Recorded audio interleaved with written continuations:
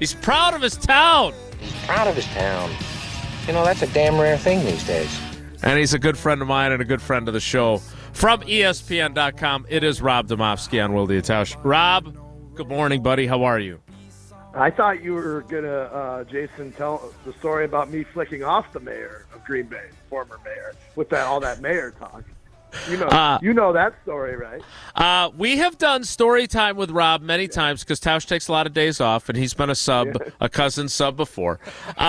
There's all kinds of stories. We know, the Bruce Sutter giving out autographed baseball cards on Halloween in your neighborhood, selling cars to blind men, all those kinds of great stories. But I want to be clear on this because you came here, you grew up in the Chicago suburbs.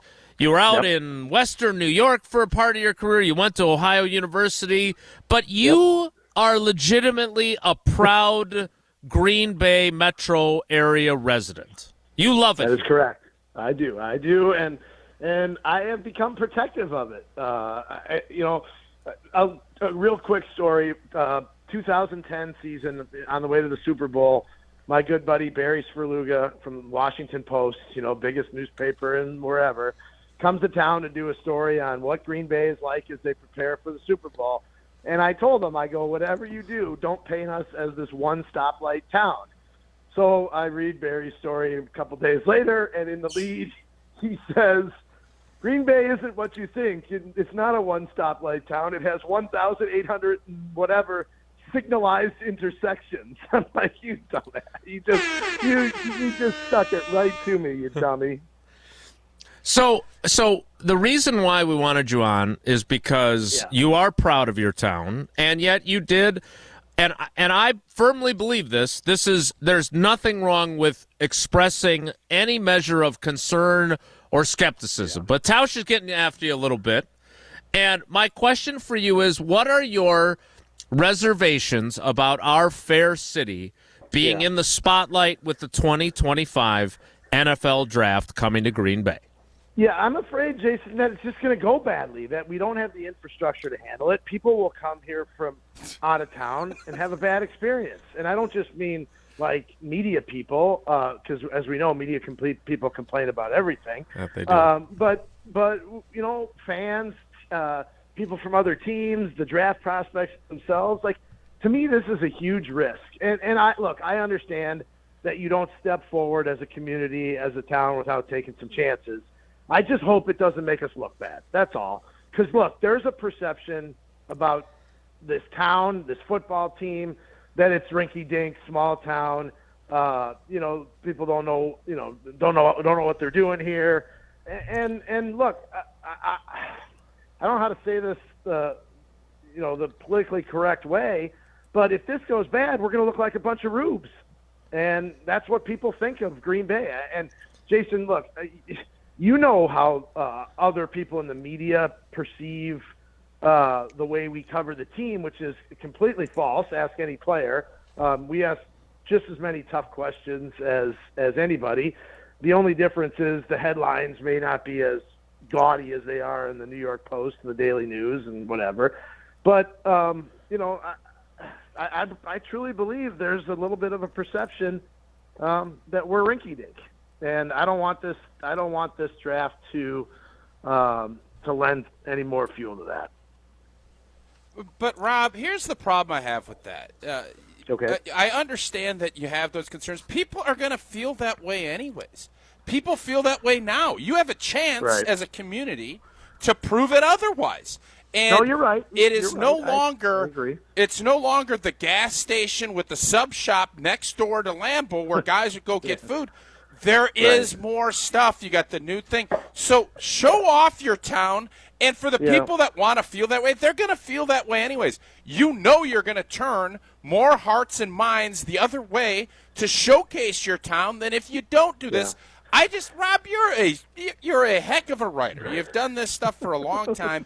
Tausch's you favorite. could have said, well, if I go to ESPN.com, that's so big, people might think I'm still a rinky-dink writer from blah, blah, blah. You went and did it. Now you're on Sports Center doing all this stuff.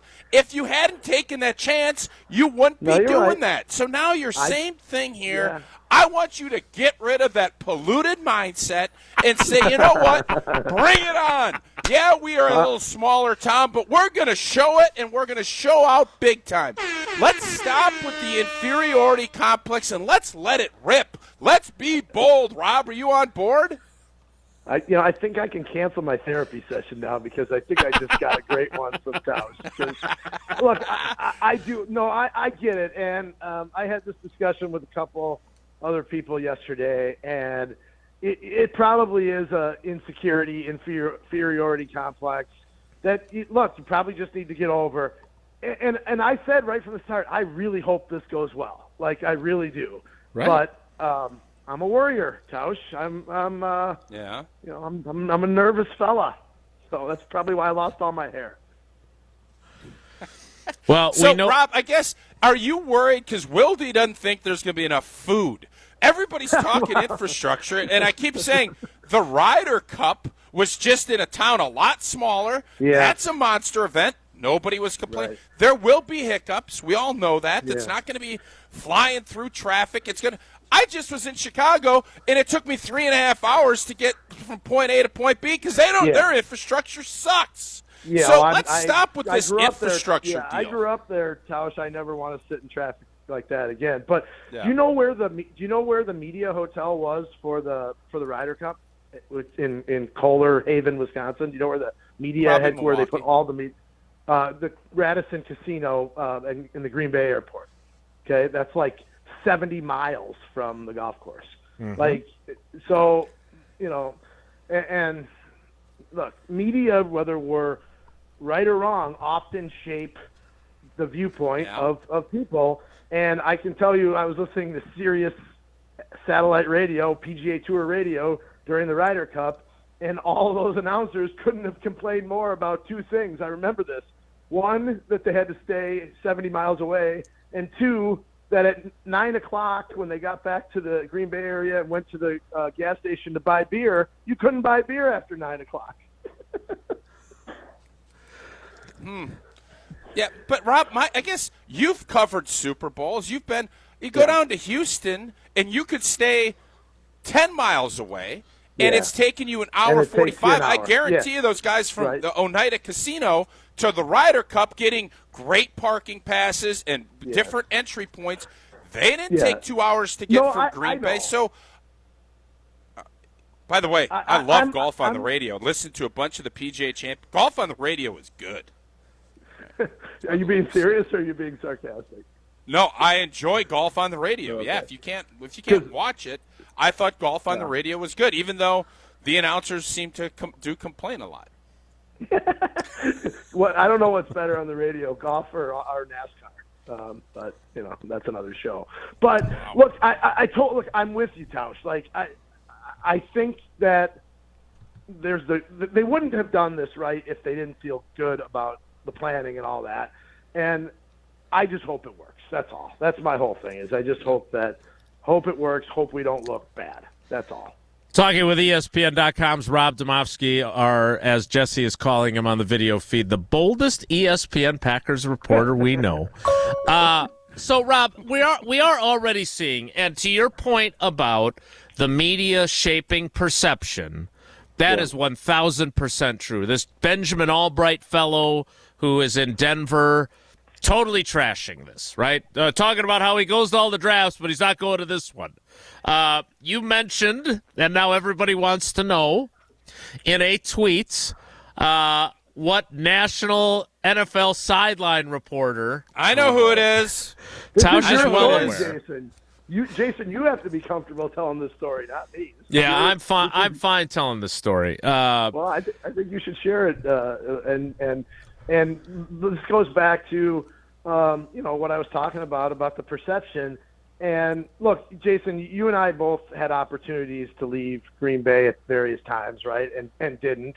But I do think other people in our business who, when they look to hire reporters in bigger cities, probably didn't look at Green Bay very often because they thought, they're a bunch of small-town reporters kind of a thing. But I digress. Yes, as Michelle Tafoya would love to tell you. Just wait. Let me follow up. Where did Rob and Jason have opportunities to leave? Where did you guys get offered, and where did you decide to stay? We have Green Bay? finite time with Rob. He's got to get ready for an OTA practice that's coming up. You guys always ask follow-ups unless it's about immunization. I just offered a follow-up. You guys aren't going to answer? This is what I deal with. I interviewed, I think, in 15 years, I interviewed for 2 jobs in other cities when I was at the Green Bay Press before I left ESPN. And I know Jason flirted with at least one. But. Yeah, no one wants to hear our life stories, Rob. We'll save it for the book. I am curious, though. Mark Murphy really likes you. Ever since I questioned his credentials for hiring the next Packers head coach, not as big of a fan of me. I am also very, very, very supportive and a big fan of Bob Harlan. He's probably the best human being I covered in my entire career. His legacy is secure. He hired Ron Wolf. They had the Renaissance in Green Bay. He got the stadium redeveloped or renovated. We know what Bob Harlan meant to this organization. How do you view Mark Murphy's legacy with now this, which is clearly the crown jewel, but he got Titletown built. He got the South End Zone addition built. But he has also become more involved in the football operation than Bob Harlan ever was. How do you view what this and the 30,000-foot view of Mark Murphy's legacy is? Yeah, look, I think their jobs were different at the times that they assumed them. Bob Harlan's job was to get this football team back, right? Like, I mean, they had been terrible, right, for better part of 2 decades, and that had to be the focus.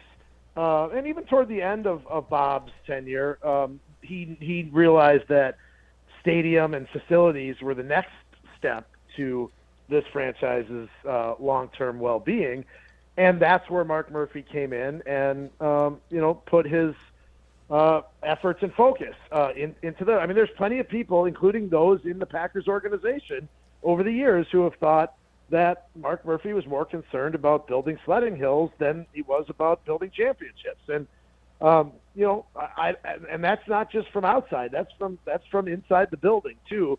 Now that said, people who work there also tell you that Mark Murphy's a great person to work for, treats people really well. And all that, but ultimately his legacy, assuming they don't win a Super Bowl in the next 2-3 years, however many seasons he's got left before the mandatory retirement age of 70, his legacy is going to be Titletown and the facilities and getting the draft here, and also overseeing the clumsy departure of 2 Hall of Fame quarterbacks. That's right. That's just the way it is, unless they win another title, and that's there's no debating that's what it is.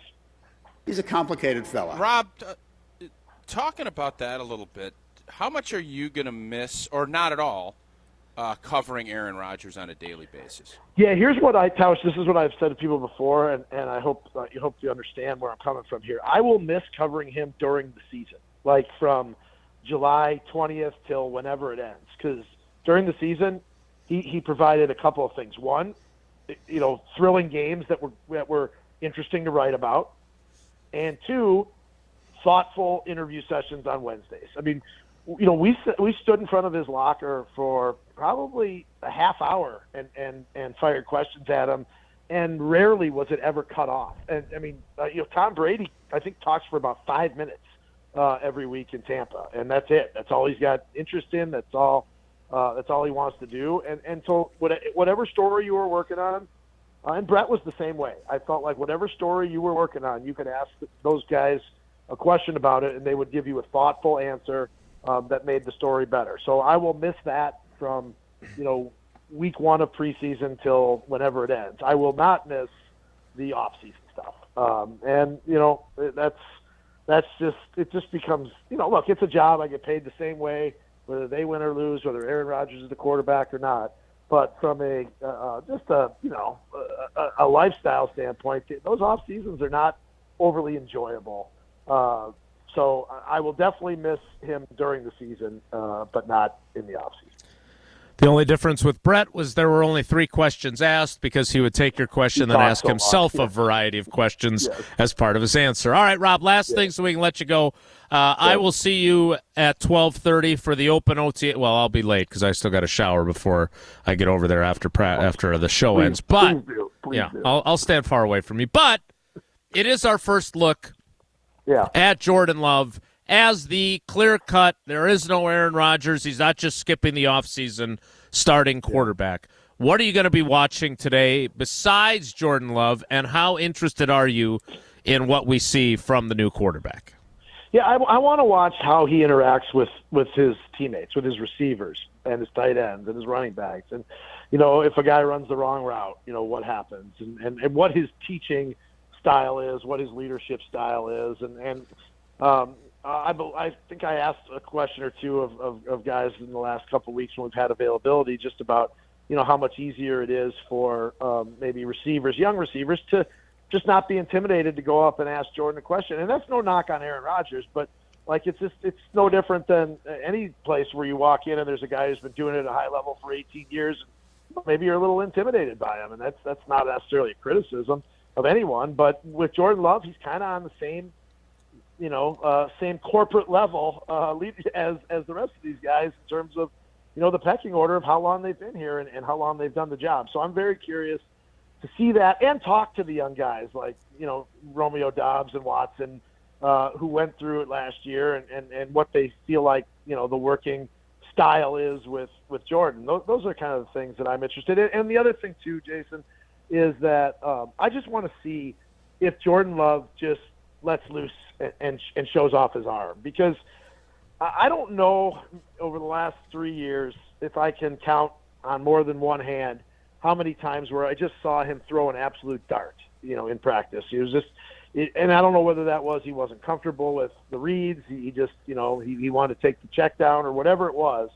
But I just want to see in an 11-on-11 or 7-on-7 situation where he just absolutely, fires one in there and see what he's got. Because the one thing that we saw right away with Aaron, I know his throwing motion was goofy and all that, was that he fired it, and Favre obviously fired it in there, like crazy. So that's kind of what I'd like to see or curious to